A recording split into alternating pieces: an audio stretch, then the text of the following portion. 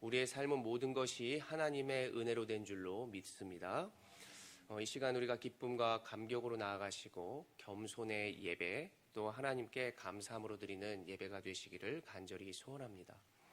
하나님은 우리를 특별한 소유로 삼아주시고 각자에게 사명을 주셨습니다. 그것은 바로 서로 평등한 가운데에 하나님의 사랑을 전하며 또한 각자의 자리에서도 모두가 조화롭게 하나님을 찬송하는 일입니다. 그래서 하나님께서는 모두에게 은혜를 주시는 것이고 날마다 우리의 필요를 채워주심으로 하나님을 잘 믿기를 바라시는 것이 하나님의 참 뜻임을 우리가 기억하기를 원합니다. 레위기 25장에 와서는 안식년과 희년에 대해서 하나님께서는 말씀하여 주십니다.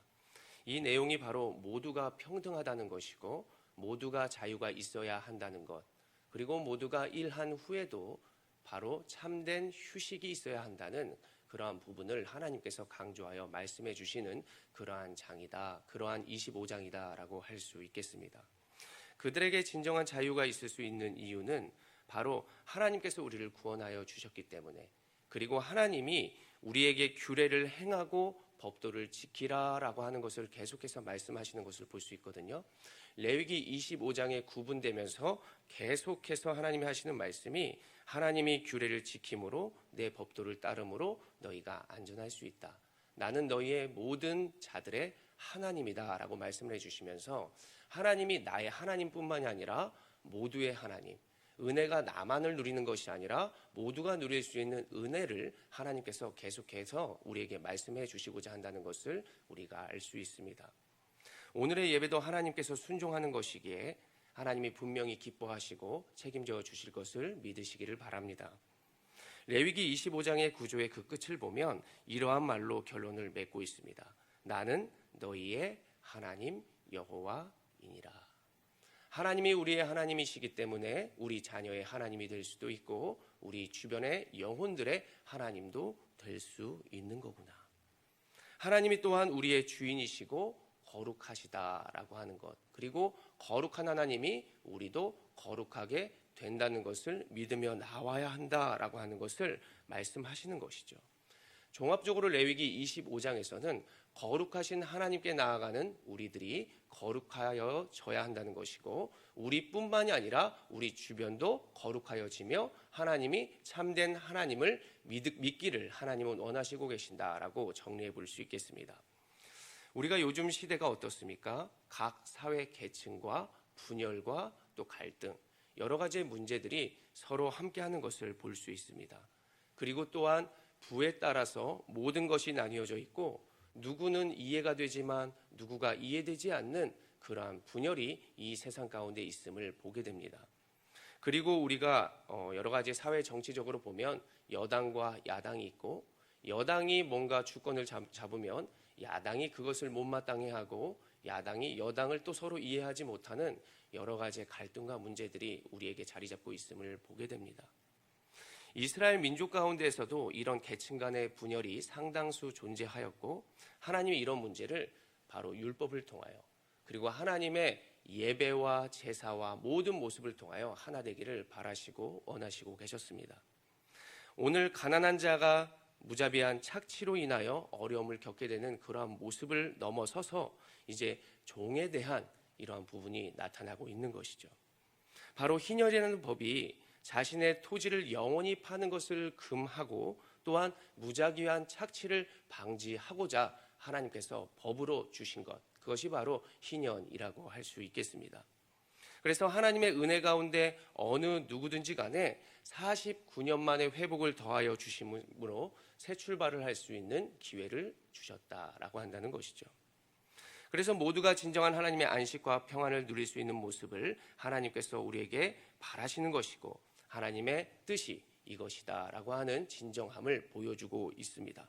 오늘 우리가 레위기 25장 39절의 말씀을 같이 한번 읽어보겠습니다. 시작. 너와 함께 있는 내 형제가 가난하게 되어 내게 몸이 팔리거든 너는 그를 종으로 부리지 말고 라고 말하고 있습니다. 하나님께서 출애굽한 모든 형제들, 그들이 사람의 종이 되었다면 최대한 그들을 인간으로서 존중하여라 라고 말씀하고 있는 것이죠. 그를 부리지 말아라. 너는 그를 엄하게 부리지 말아라 라고 한다는 것이 43절, 46절, 53절에도 동일하게 나타나고 있습니다.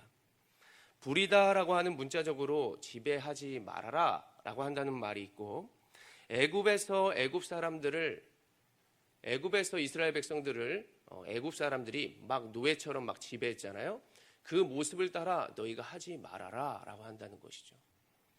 군대에 있을 때 고참들이 왜 후임들을 이렇게 괴롭히는가?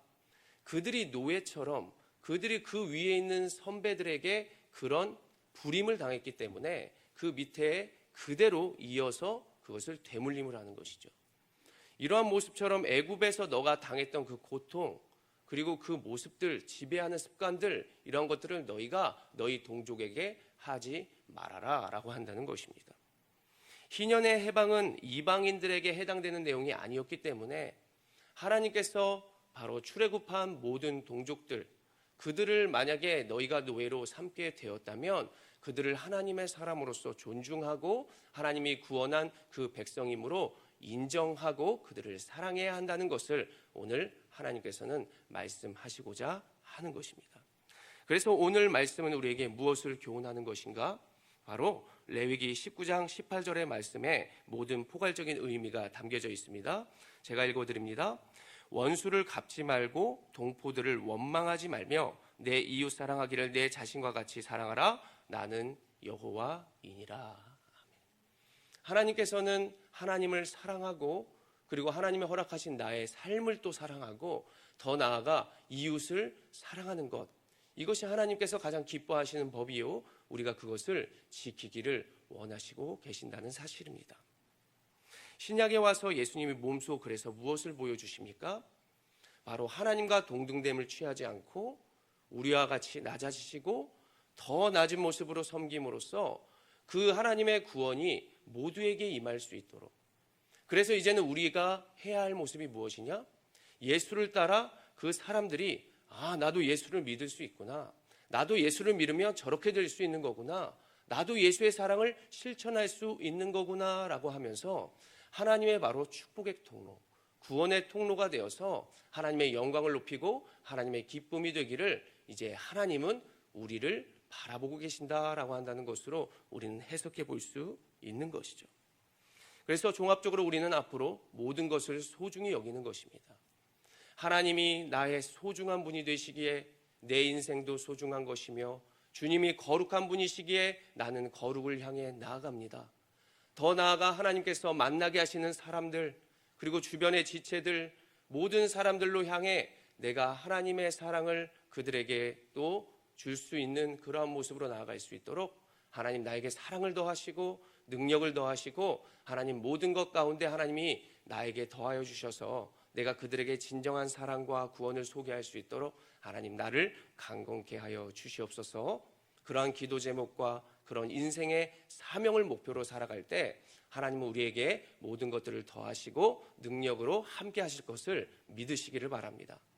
먼저는 우리가 우리의 가정을 위해서 나아가기를 원하는 것이죠. 우리가 가정이 너무 편하다 보니까 서로 존중하는 말과 행동을 하지 않는 경우가 너무나도 많이 있습니다. 자녀들이 우리의 등을 보며 또한 우리의 모습을 보며 살아가고 있는 것이죠.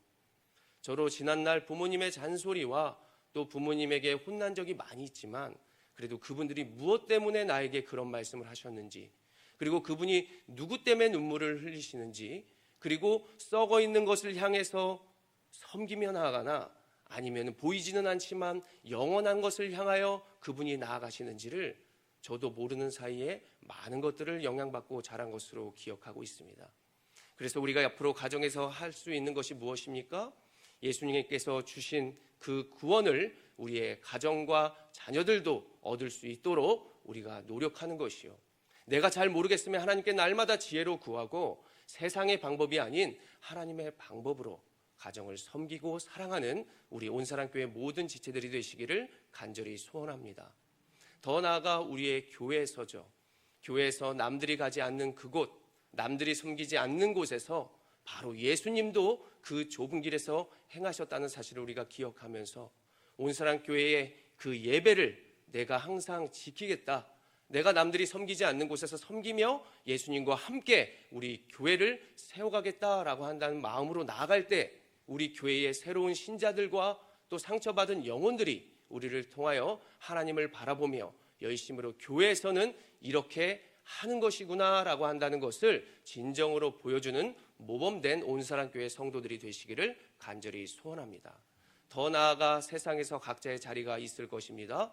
하나님께서 분명히 우리가 예수 그리스도의 모델로 행할 것이 있기에 그곳에 보내신 줄로 믿고 담대하게 복음으로 그 자리에서 성실히 행하여 나아간다면 하나님은 더 확장된 곳으로, 더 멋진 곳으로 우리를 불러주셔서 바로 예수님을 소개할 수 있는 축복의 통로가 되게 하실 줄로 믿으면서 작은 것이지만 성실로 나아가는 온사랑교회 모든 성도 여러분들이 되시기를 간절히 소원합니다.